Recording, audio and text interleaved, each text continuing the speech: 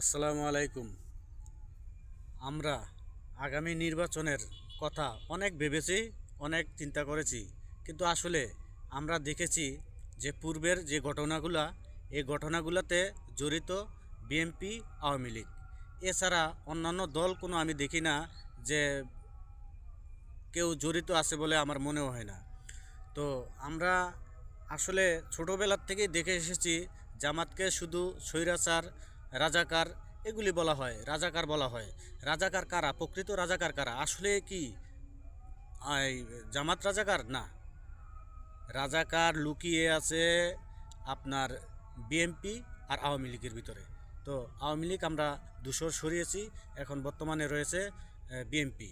তো এদের বিরুদ্ধে কিছু আমরা বলতে চাই, তথ্য বলবো। এখন বর্তমানে মাঠে রয়েছে বিএনপি আর জামাত। এদের ভিতরে পার্থক্য আমি অনেক দেখেছি।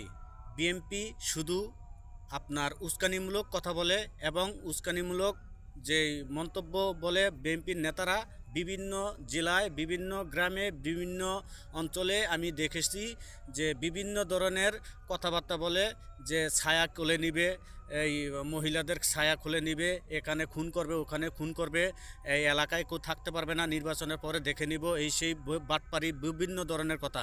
তো আপনারা সবাই এক থেকে আমাদের দেশ সোনার বাংলাদেশ এবং ইসলামী দেশ, ইসলামী শাসন করতে হলে আমাদেরকে ভোট দিতে হবে কাকে?